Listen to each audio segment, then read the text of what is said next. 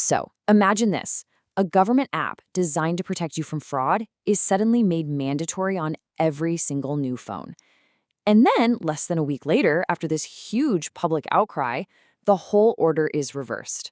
What on earth happened? Let's get into the Sanchar Saathi controversy. This is really the question at the absolute heart of this whole debate. It's a question that puts state-provided security up against your personal privacy and convenience against your own control. And it's exactly this conflict that ignited a national firestorm in India. And when I say firestorm, I mean it happened fast, incredibly fast. On November 28th, the government issues the mandate. By December 3rd, it's gone. That is a complete policy reversal in less than a week. So what could possibly cause such a dramatic U-turn? Okay, so to get why everyone was so upset, we first have to understand the app at the center of it all. What exactly is Sanchar Saathi?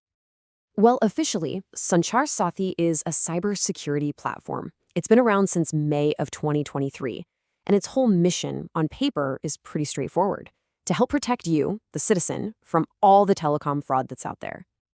And its features actually seem genuinely useful. You can use it to block your phone if it gets stolen, you can check if a used phone you're buying is legit, or you can report sketchy SIM cards that might be registered in your name. On the surface, these are all really valuable tools. So if the app is designed to be so helpful, where did all the backlash come from? Well, it all started when the government issued a directive that completely changed the game. It went from being a choice to a requirement.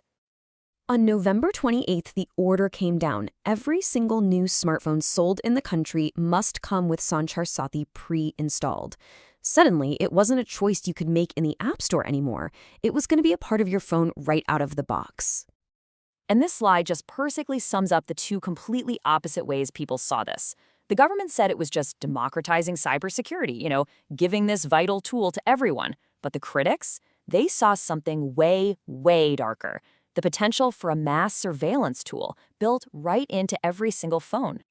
The opposition was incredibly quick to jump on this. Prominent leaders like Priyanka Gandhi Vadra didn't mince words. She flat out called it a snooping tool.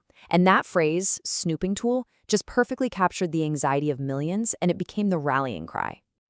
And look, this wasn't just political talk. Digital rights groups were raising very specific alarms. They pointed to the app's request for these super broad permissions. We're talking access to your call logs, your camera, your storage.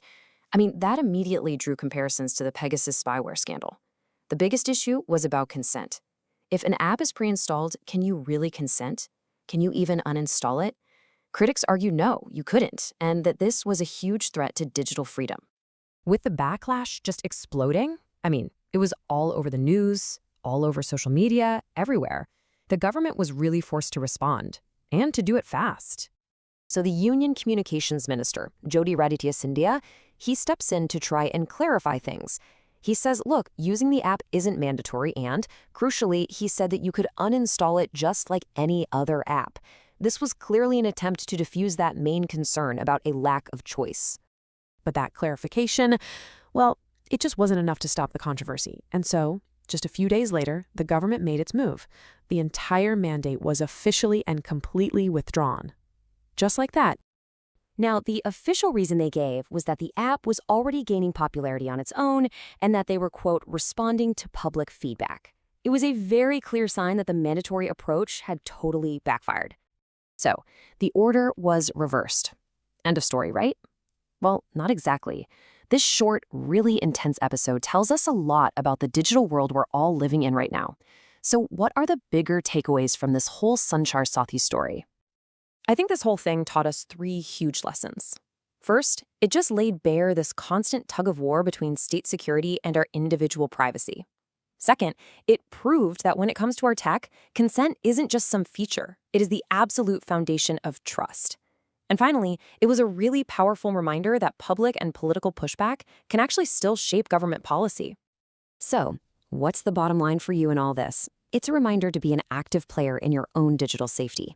You have to understand the trade-offs. Before you just click accept on anything, take a second to actually look at what permissions an app is asking for. It doesn't matter if it's from the government or a big company. Your data is valuable, and you have the right to control it. And ultimately, this whole controversy leaves us with a really critical question, and not just for governments, but for every single one of us. As our world gets more and more connected, where do you draw the line between safety and surveillance? It's a line we are all defining together, one app at a time.